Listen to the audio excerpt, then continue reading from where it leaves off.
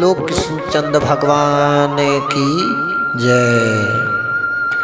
आज मैं आपको इस वीडियो में चौथा, पांचवा और छठवां श्लोक गीता साधक संजीवनी के माध्यम से उनका हिंदी में व्याख्या अर्थ सुनाऊंगा।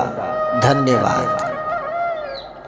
यहाँ पांडवों की सेना में बड़े बड़े शूरवीर हैं, जिनके बहुत बड़े धनुष तथा जो युद्ध में भीम और अर्जुन के समान है। उनमें युयुधान, सात्विक, राजा विराट, मराठी, द्रौपद भी हैं। धृष्टकेतु और चेकितान तथा पराक्रमी काशीराज भी हैं। पुरजित और कुंती भोज ये दोनों भाई तथा मनुष्यों में श्रेष्ठ सेव्यक भी हैं।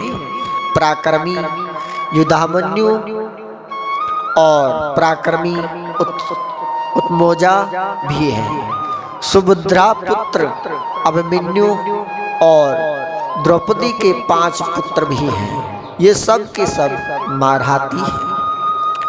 व्याख्या: अत्र सुरा भयसा भीमार्जुन संभा युधिष्ठिर, जिनमें बाण चलाए जाते हैं, फेंके जाते हैं, उनका नाम विश्वास अर्थात धनुष।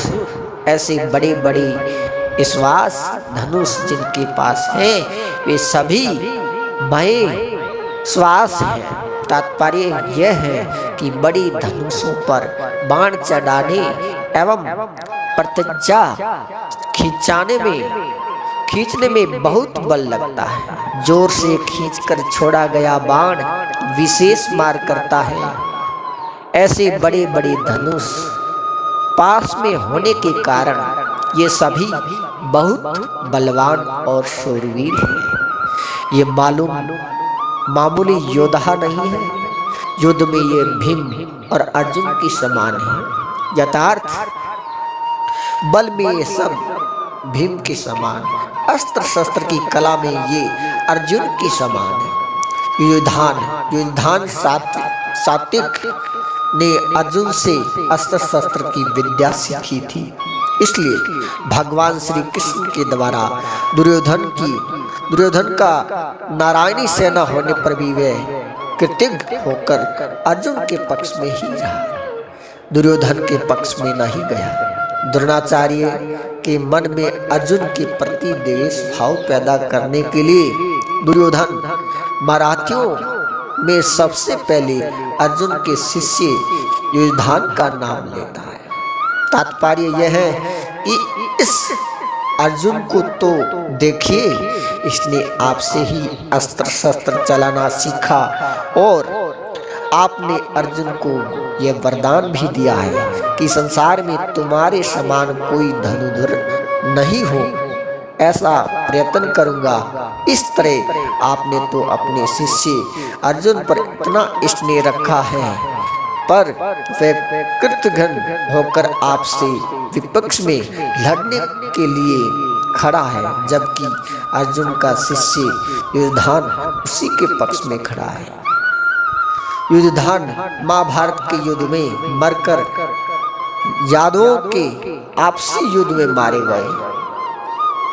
विराटक्ष जिसके कारण हमारे पक्ष का वीर सुशर्मा अपमानित किया गया, आपको समान अस्त्र से मोहित होना पड़ा और हम लोगों को भी जिसकी गायें छोड़कर युद्ध में भागना पड़ा, वह राजा विराट आपके प्रतिपक्ष में खड़ा है। राजा विराट के साथ द्रोणाचार्य ऐसा कोई वैरभाव या द्वेष भाव नहीं था, परंतु दुर्योधन ये समझता है कि अगर युयुधान के बाद में द्रुपद का नाम लेता हूँ तो द्रोणाचार्य के मन में यह भाव आ सकता है कि दुर्योधन पांडवों के विरोध में मेरे को उकसाकर युद्ध के लिए विशेषता से प्रेरणा कर रहा है तथा मेरे मन में पांडवों के प्रति वैरभाव पैदा कर रहा है। इसलिए दुर्योधन द्रुपद के नाम से पहले विराट का नाम लेता है, जिससे द्रोणाचार्य मेरी चालाकी न समझ सके और विशेषता से युद्ध करे।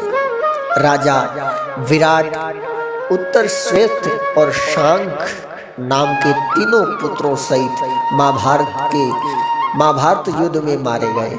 द्रुपद महाराज, आपने तो द्रुपद के पहले की मित्रता याद दिलाई, पर उसने सभा में यह कहकर आपका अपमान किया, मैं राजा हूँ और तुम भिक्षुक हो, अतः मेरी तुम्हारी मित्रता कैसी? तथा वैर भाव के कारण आपको मारने के लिए पुत्र भी पैदा किया। यह महारथी द्रुपद आपसे लड़ने के लिए विपक्ष में खड़ा है। राजा द्रुपद युद्ध में द्रोणाचार्य के हाथ से मारे गए। धृष्टकेतु, यह धृष्टकेतु कितना मूर्ख है कि जिसके पिता शिशुपाल को कृष्ण ने भरी सभा में चक्र से मार डाला था, उसी कृष्ण के पक्ष में यह लड़ने के लिए खड़ा है। धृष्टकेतु द्रोणाचार्य के हाथ से मारे गए। चिक्तान, सब यादव सेना तो हमारी ओर से लड़ने के लिए तैयार है और यादव चिक्तान पांडवों की सेना में खड़ा है। चिक्तान दुर्योधन के हाथ से मारे गए। काशीराज वीरवान, यह काशीराज बड़ा ही सूरवीर और मराठी है, यह भी पांडवों की सेना में खड़ा है, इसलिए आप सावधानी से युद्ध करना, क्योंकि यह बड़ा पराक्रमी है। काशी राज महाभारत के युद्ध में मारे गए। पुरजिकंत भोजस्य, यद्यपि पुरजित और कुंती भोज दोनों कुंती के भाई होने से हमारे और पांडवों के मामा हैं, तथापि इनके मन में पक्षपात होने के कारण ये हमारे विपक्ष में युद्ध करने के लिए खड़े हैं। पुरजित और कुंती भोज दोनों ही युद्ध में द्रोणाचार्य के हाथ से मारे गए। सेबस्त्य नरपत, यह सभ्य युधिष्ठिर का ससुर है, यह मनुष्यों में श्रेष्ठ और बहुत बलवान, परिवार के नाते यह भी हमारा संबंधी है, परंतु यह पांडवों के ही पक्ष में खड़ा है।